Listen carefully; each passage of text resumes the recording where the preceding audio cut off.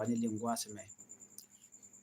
biya kamalan wala shanka waroka pai waron kindang rojan dang rodich to kon ke very important update mbana linguasme ne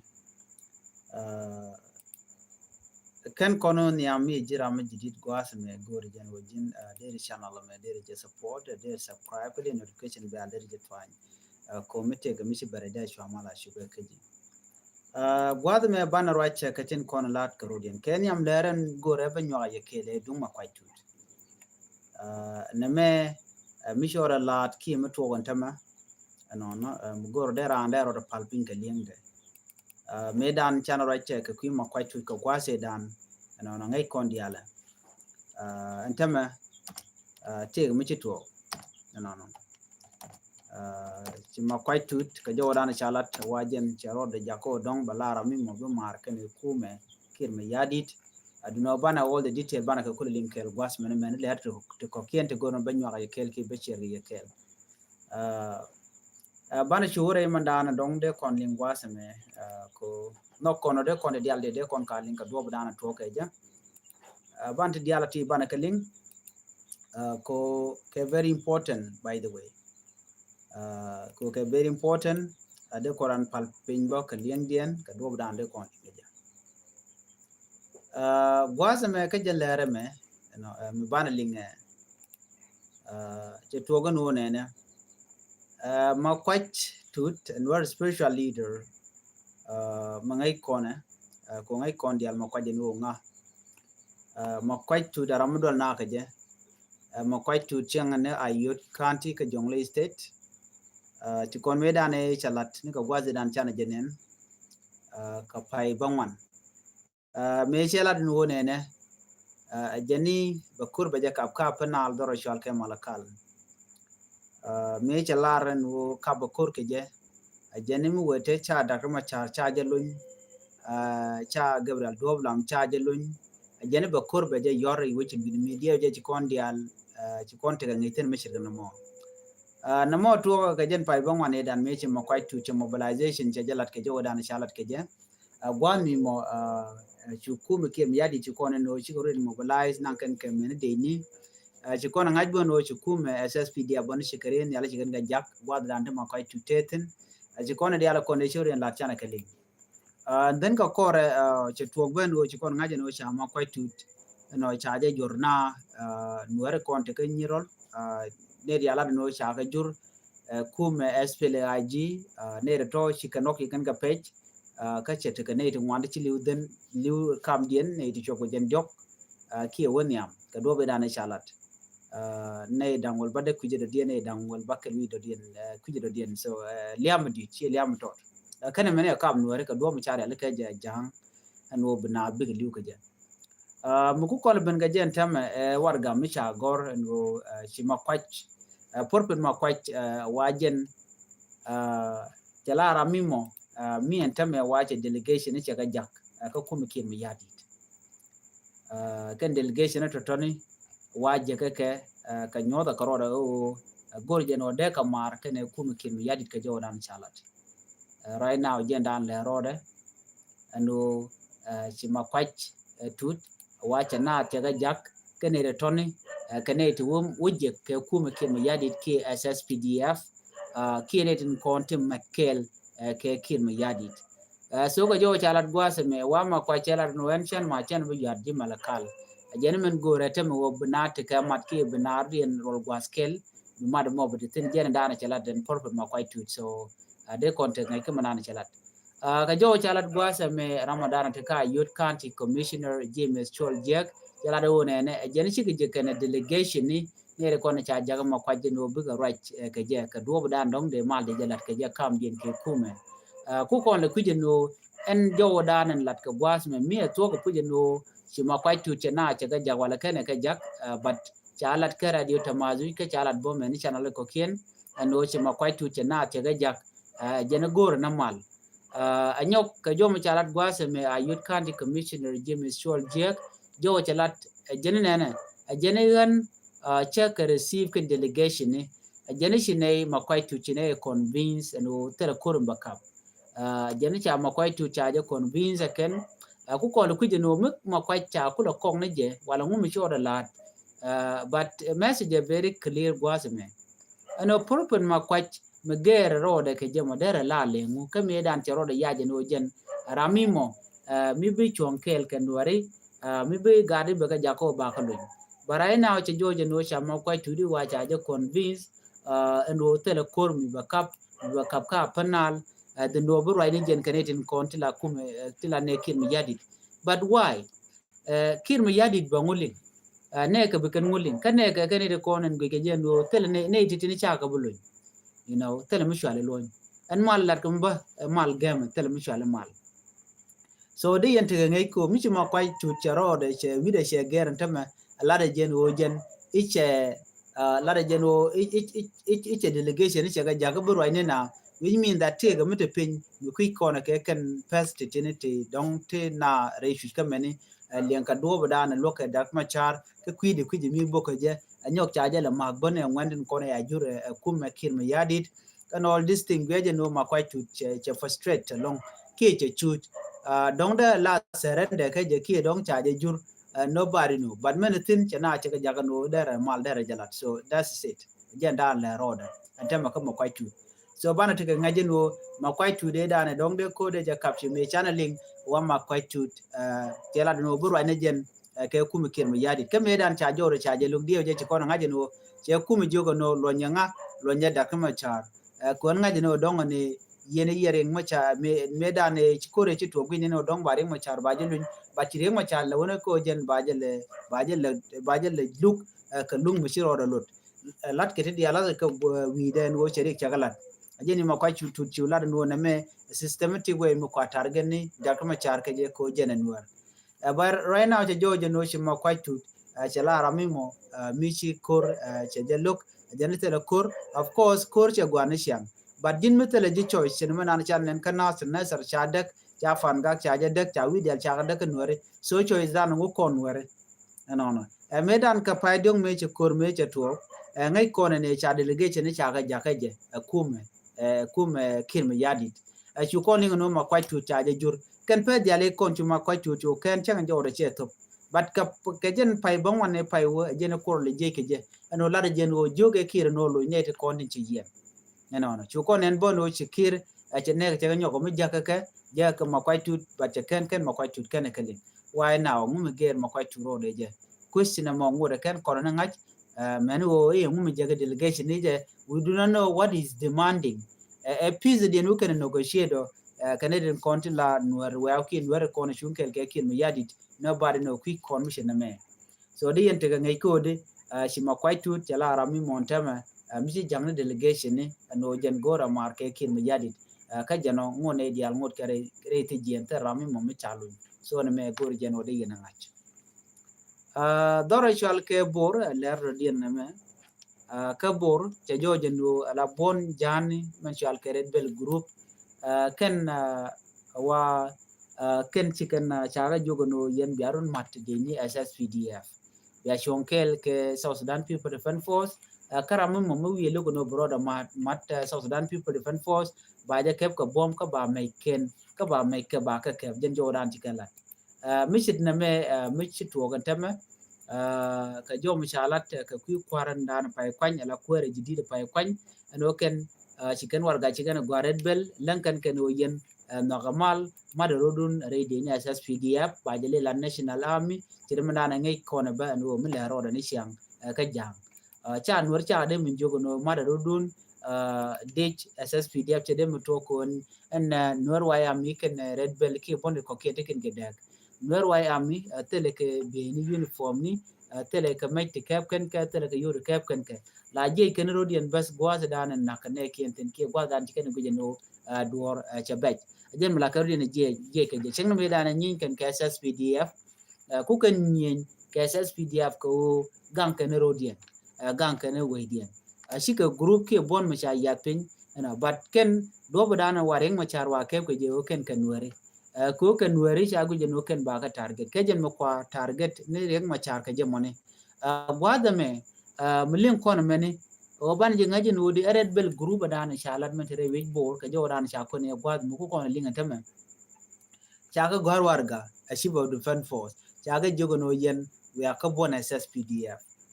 ci general Paul nang majuk je jomo che jalan ngai ko na general Paul nang ne wase dan chaje kwanye lo jara medan la kwar duno chaje bo watch ka civil defense minister antem rai nam rai kon jen cha nyo mu kwany ke jemo che odor me che kulu to kare bel group no kwaro du report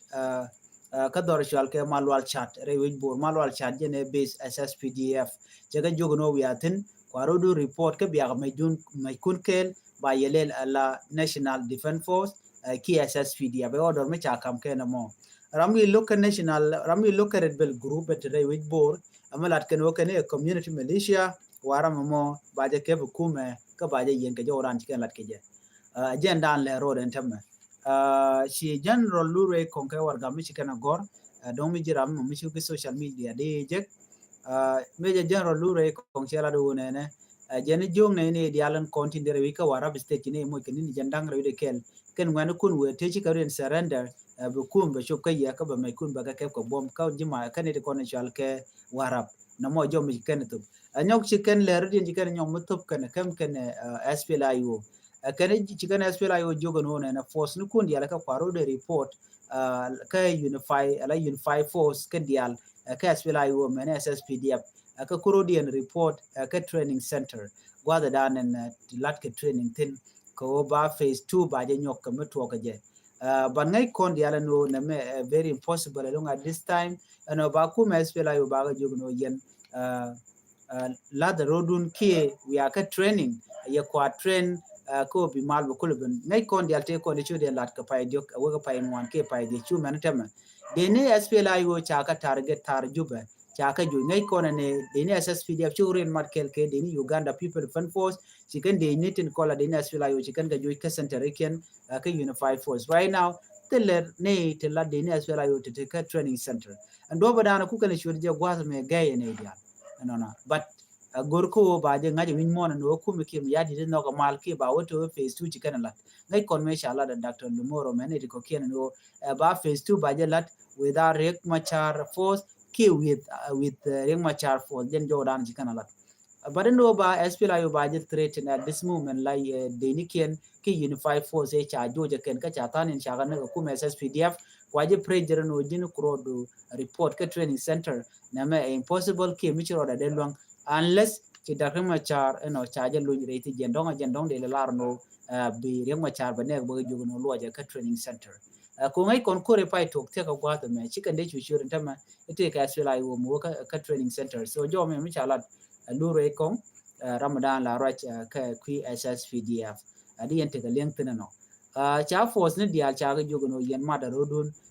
ka de ni SSPDF che men cha leng gwata me red bell group kana bon dia le koken wa gor ka en go biken wa la national army rewe ka South Sudan ki de ni SSPDF jo mo mi kana lat chan jamin guj ba